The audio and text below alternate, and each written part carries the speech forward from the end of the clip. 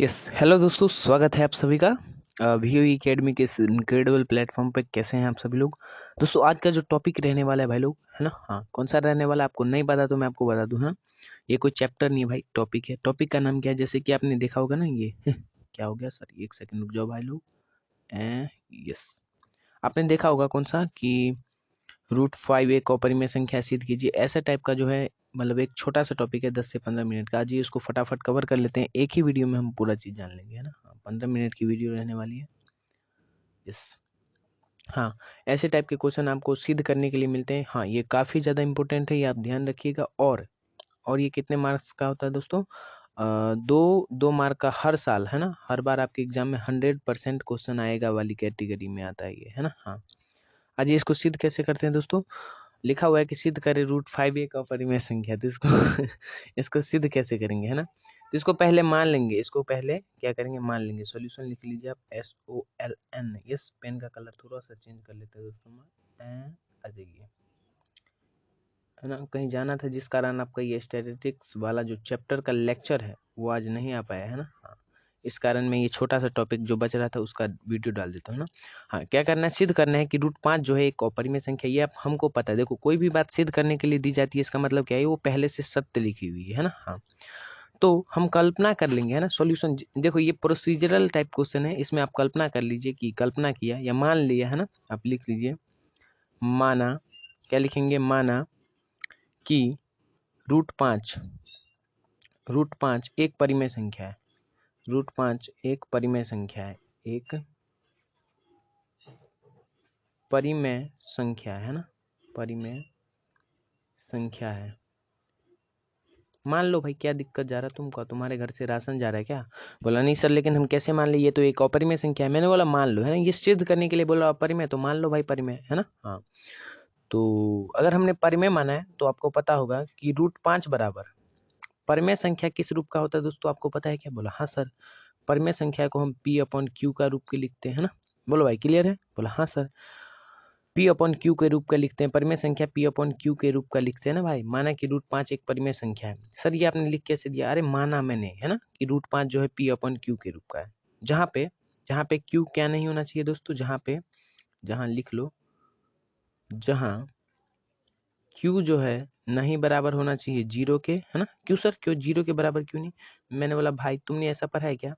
5/0 जो होता है अनडिफाइंड होता है, अपरिभाषित होता है ना? क्यों सर? क्योंकि इसका मतलब होता है हिस्से किए और इसका मतलब होता है हिस्से लिए। अगर तुमने 0 हिस्से किए तो 5 हिस्सा ले कहाँ से लिया भाई? बोला यस सर, इसलिए, है ना? हाँ, अगर तुमने यहाँ अगर Q के जगह पे 0 आ गया तो 0 हिस्से किए और P हिस्से लिए, तो ये वाली बात गलत हो जाएगी। जिस कारण हम यहाँ पे लिखते हैं Q जो है 0 के बराबर नहीं होना होगा। और क्या होगा दोस्तों? और P तथा Q जो है ना, ये दोनों अलग अलग वेरिएबल है, अलग अलग अचर मान है ना? तो ये दोनों एक सहअभाज्य संख्या होगी, है ना? P और Q जो है दोस्तों, P और Q एक सहअभाज्य संख्या है ना? P और Q सहअभाज्य। क्या होता है सहअभाज्य संख्या? अभी बताता हूँ। सहअभाज्य संख्याएं हैं, लिख लीजिए यहाँ ध्यान से। सहअभाज्य संख्याएं हैं मतलब सर, अरे सहअभाज्य संख्या का मतलब क्या हुआ? जैसे कि मैं ऐसे लिख दूं, 3/5, है ना? तो इन दोनों का अगर आप SCF लें, SCF लोगे, तो इन दोनों का SCF क्या होगा? एक। SCF का मतलब सर, वैसी कौन सी बड़ी संख्या है जो इन दोनों को काटती है? बोला सर, 3 का टेबल में तो 5 भी नहीं आता और 5 के टेबल में 3 भी नहीं आता। इसका मतलब कि एक ही है जो इन दोनों को काट सकता है। तो इसका SCF जो है दोस्तों क्या आ जाएगा? एक आ जाएगा, है ना? हाँ, और सर और किसी का बता दीजिए। जैसे कि 20 और 15 का, इन दोनों का SCF क्या है दोस्तों? 5 है ना? हाँ, सर कैसे? मैंने बोला देख भाई, एक से तो कटता है बट ये लोवेस्ट हो गया, है ना? हाँ, तो 5 क्या होगा? देखो, ये 5 से ये भी कटता है और 5 से ये भी कटता है। इससे बड़ी कोई ऐसी संख्या नहीं है जिससे ये दोनों करते हैं ना। तो हाईएस्ट कॉमन फैक्टर आपने पढ़ा होगा SCF का मतलब, दैट्स इट, है ना? समझ में आया क्या? बोला हाँ सर। तो यहाँ पे क्या है, जहाँ Q नहीं बराबर है 0 के, और P और Q जो है दोनों क्या है दोस्तों? सहअभाज्य संख्याएं हैं। बस इतना लिखना है, दैट्स इट। इसके आगे क्या करना है दोस्तों? यहाँ तक तो सबको आता होगा? बोला हाँ सर, बिल्कुल आता है। तो अब आपको रूट दिख रहा है, तो रूट दिखता है तो हम क्या करते हैं दोस्तों? रूट को हटाने के लिए, बोला सर रूट को हटाने के लिए हम दोनों तरफ वर्ग करते हैं। मैंने बोला बहुत वो यार, करो वर्ग करो भाई, जल्दी करो, है ना? अगर तुम वर्ग करोगे, लिख दो, दोनों दोनों तरफ वर्ग करने पर, दोनों तरफ वर्ग करने पर, वर्ग करने, दोनों तरफ वर्ग करने पर, वर्ग करने पर यानी कि स्क्वायर करने पर, तो √5 का, यहाँ पे मैं साइड में बता देता हूँ, अगर आप लोग √5 का स्क्वायर करोगे और p अपॉन में q का स्क्वायर करोगे तो वो क्या आएगा दोस्तों, p अपॉन में q का स्क्वायर करोगे तो वो क्या आएगा, √5 का स्क्वायर 5 होता है, क्यों सर, अरे भाई रूट का मतलब क्या होता है, पावर 1/2 है ना, यहाँ पे देखो 5 का पावर में 1/2 है, रूट का मतलब पावर 1/2 होता है और गुना में 2 है, तो 2 से 2 कट गया ना भाई, अरे बोलो भाई क्लियर है, बोले यस सर, दैट्स इट, है ना। तो यहाँ पे आ गया 5 और p का स्क्वायर करेंगे तो p स्क्वायर और q का स्क्वायर करेंगे तो दोस्तों q स्क्वायर, क्योंकि इन दोनों का होल स्क्वायर लिखा हुआ है, p अपॉन q का होल स्क्वायर, बोलो भाई क्लियर है। तो यहाँ से ये चीज़ समझ में आया, बोलो हाँ सर बिल्कुल समझ में आ गया। तो 5 बराबर में p स्क्वायर अपॉन में q स्क्वायर, इतना क्लियर है, बोला हाँ सर, इसको मैं रफ कर देता हूँ थोड़ा सा साइड में, आ जाइए, अरे भैया आजा, एक सेकंड रुक जाइए, यस, इंस्टेंट क्या बोल दो सर, मैंने बोला भाई बहुत ही गजब एक्सप्लेनेशन चल रही है, इसलिए आप लोग बने रहिए, देखते रहिए, लाइक मार दीजिए और सब्सक्राइब तो कर दीजिए भाई, है ना। हाँ ऐसे 15-15 20-20 मिनट के टॉपिक आते रहेंगे, है ना। हाँ बोलो भाई इतना क्लियर है, बोला हाँ सर इतना तक तो हमको कोई दिक्कत नहीं है। तो आप यहाँ से क्या लिख सकते हैं दोस्तों, यहाँ से हम क्या लिख सकते हैं, अरे भैया पेन कहाँ गया हमारा, यस, यहाँ से हम क्या लिख सकते हैं दोस्तों कि p स्क्वायर जो है, एक सेकेंड,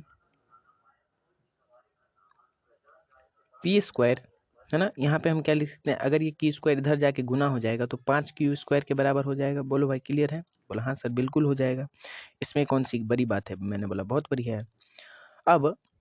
अब ये 5 जो है ये नीचे आ जाएगा, बोलो भाई क्लियर है, कैसे सर, मैं बता रहा हूँ, देख भाई, p स्क्वायर बट्टे में 5 बराबर q स्क्वायर, क्यों सर, अरे 5 इसके गुना में था तो इधर आके भाग में हो जाएगा, बोला हाँ सर। तो यहाँ पे p स्क्वायर क्या है, 5 से विभाजित है, बोलो भाई, तो यहाँ पे हम लिख सकते हैं ना कि यहाँ p स्क्वायर, यहाँ पे लिख दो आप, है ना।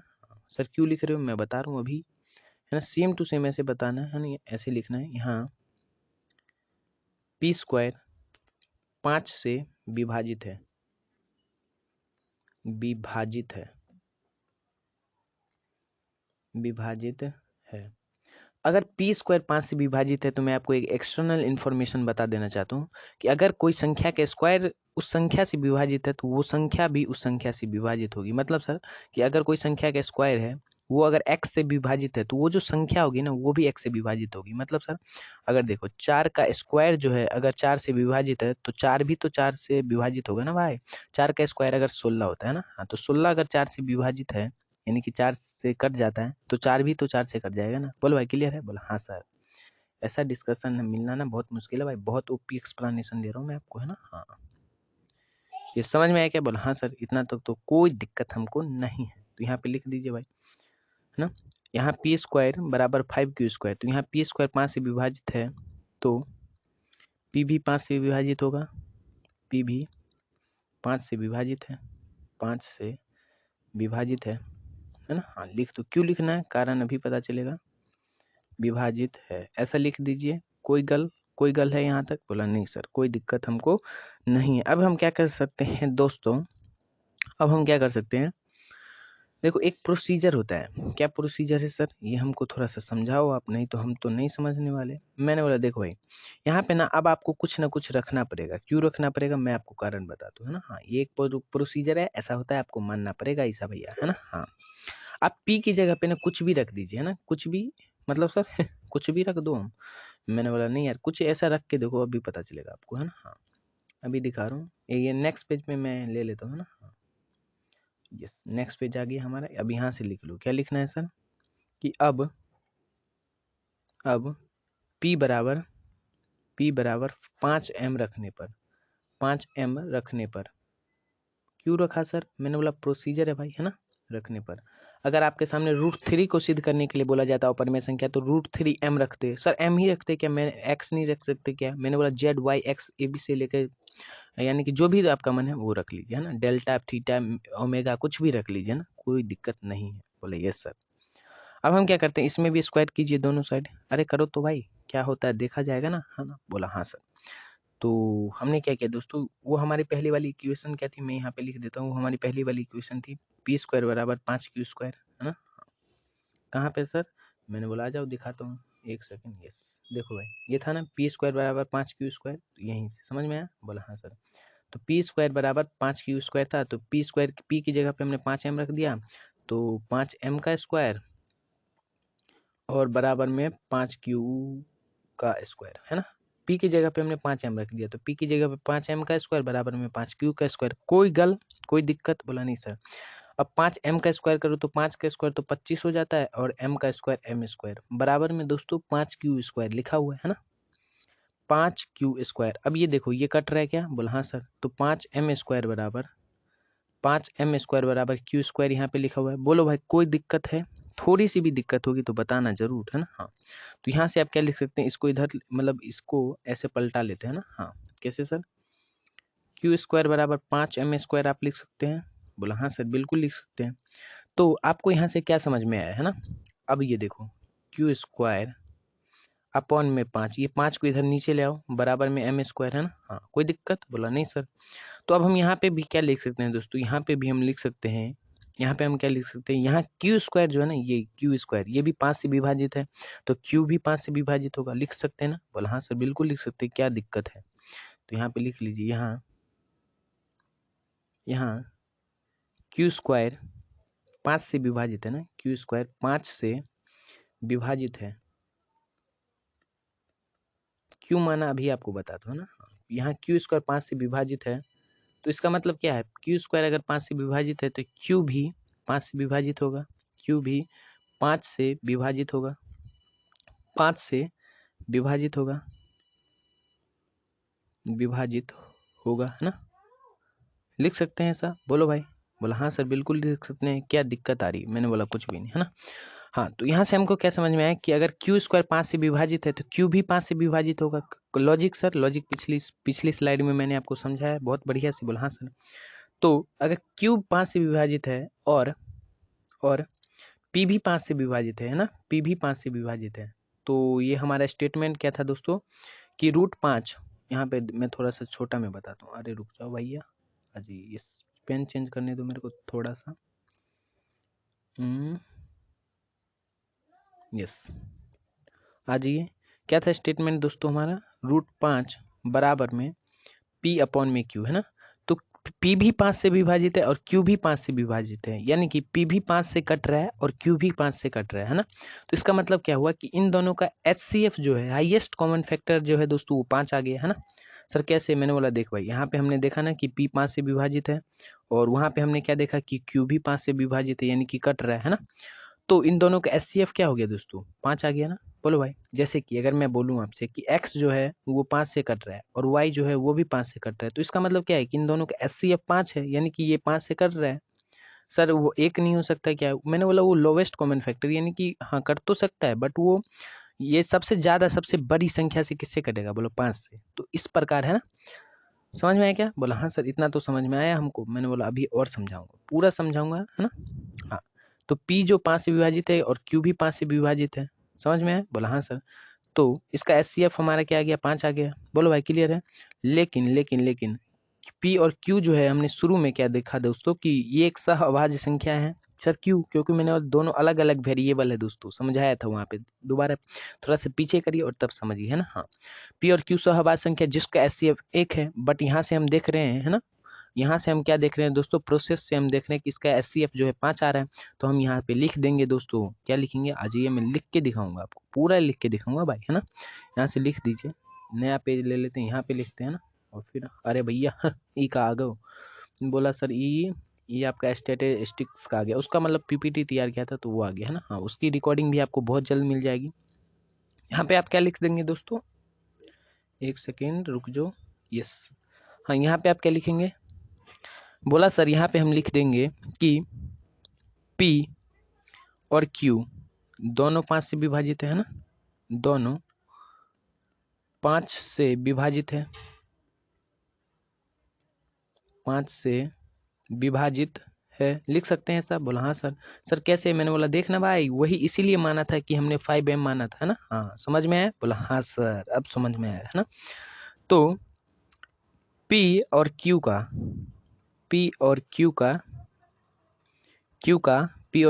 HCF जो होगा दोस्तों, HCF यानी कि हाईएस्ट कॉमन फैक्टर मॉसो जिसको आप लोग बोलते हैं, वो 1 के बराबर नहीं होगा, 1 के बराबर बिल्कुल नहीं होगा, है ना।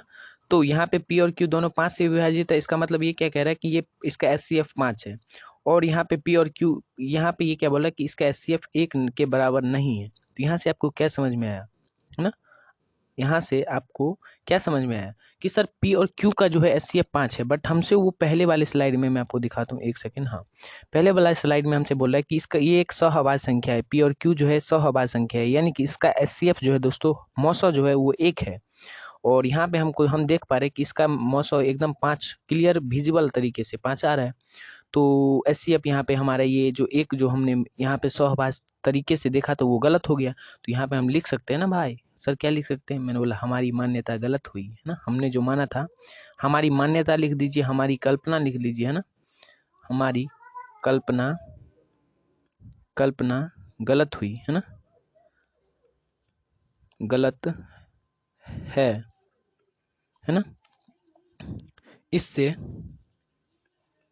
इससे ऐसा लिख दीजिए ना। हाँ, पूरे फुल मार्क मिलेंगे, 1 मार्क भी नहीं कटेगा दोस्तों आपका। इससे सिद्ध होता है कि √5 एक अपरिमेय संख्या है ना। हाँ, अपरिमेय संख्या है।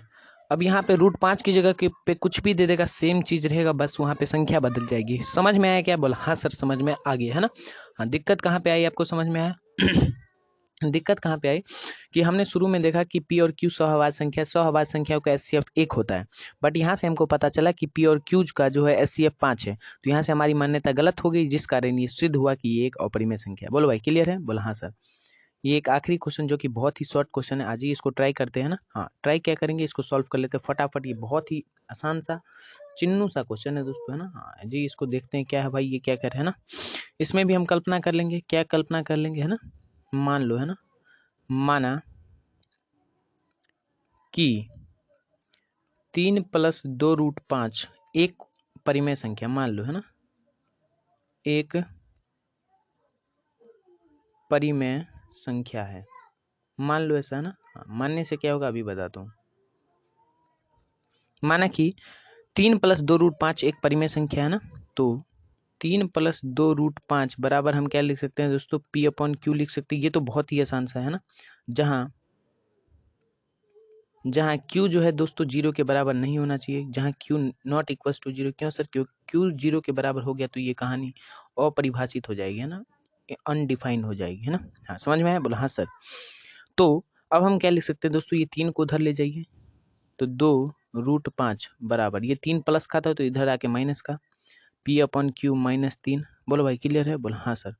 और ये 2 को भी नीचे ले जाइए, ये 2 यहाँ पे गुना में है तो यहाँ भाग में आ जाएगा, तो √5 बराबर में P/Q -3 और पूरे के बट्टे में 2 आ गया। बोला हाँ सर 2 आ गया। कोई दिक्कत किसी को, बोला नहीं सर थोड़ी सी भी दिक्कत हमको नहीं है। तो यहाँ से हमको क्या समझ में आया दोस्तों कि ये √5 जो है ना, ये इस साइड अपरिमेय संख्या लिखा हुआ है, इस साइड अपरिमेय संख्या लिखा हुआ है, और इस साइड जो है दोस्तों परिमेय संख्या लिखा हुआ है। कैसे सर, कि मैंने बोला देख भाई, P/Q परिमेय संख्या का शर्त क्या होता है कि जो P/Q के रूप का लिखा हुआ है और Q जो है 0 के बराबर नहीं होना चाहिए। तो देखो ना भाई, Q यहाँ पे 2 है और P जो है ये देखो कोई सा वेरिएबल में टर्म आ रहा है। बोला हाँ सर। तो यहाँ से हम क्या लिख सकते हैं, यहाँ से हम क्या लिख सकते हैं, चूंकि √5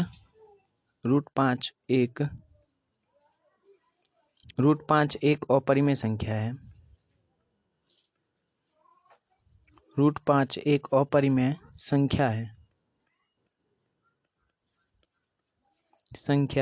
है तथा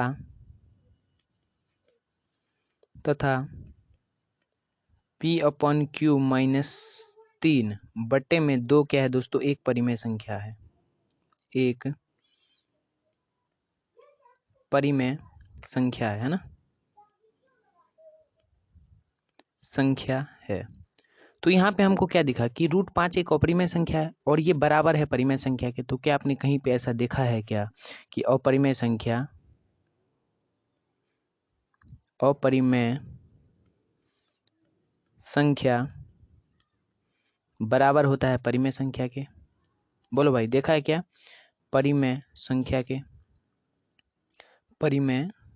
के ऐसा देखा है कि आपने कि 1/√3 बराबर हो जाए 3 के? ऐसा कभी होता है क्या? बोला नहीं सर, ऐसा कभी नहीं होता।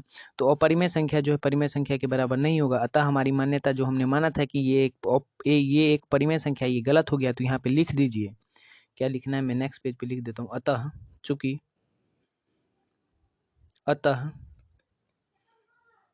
हमारी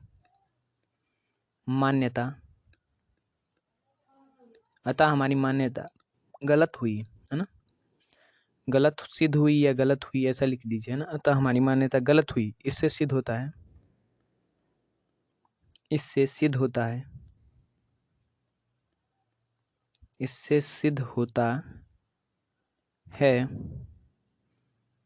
कि 3 + 2√5 एक अपरिमेय संख्या है ना, एक अपरिमेय संख्या है। समझ में आया? बोलो भाई। अरे समझ में आया दादा? बोला हाँ सर। हाँ, बस इतना ही था, डेट्स इट, है ना? देख लो भाई, एक बार और तुम देख लो, है ना? हाँ, कहीं तुम बोलो नहीं समझ में, है ना? हाँ, तो बस इसी टाइप से होगा। कैसे सर? कि मान लिया कि हमने 3 + 2√5, अब तुम्हारे सामने 3 - 2√5 दे दे, 2 + 4√5 दे दे, तो ये सब तुम कुछ भी सॉल्व कर सकते हो। बोलो भाई, क्लियर है? हाँ, सेम पैटर्न है, सेम ऑब्जर्वेशन लगाना है और आपका आंसर फटाफट आ जाएगा। बोलो भाई, क्लियर है? हाँ, तो आज के लिए इतना ही रहने देते हैं ना। हाँ, अब तुमको √5 दे दे, √7 दे दे, √12 दे दे, √12 नहीं भाई, हाँ √12 भी है ना। हाँ, कुछ भी दे दे आप। अब आप क्या कर सकते हैं दोस्तों? सॉल्व कर सकते हैं। होप एंड बिलीव आपको ये समझ में आया होगा, है ना? हाँ, आज के सेशन को हम इतना ही तक रखते हैं। Thank you for today, continue will be tomorrow. Take care, bye bye, love you all. बहुत जल्द फिर मुलाकात होगी।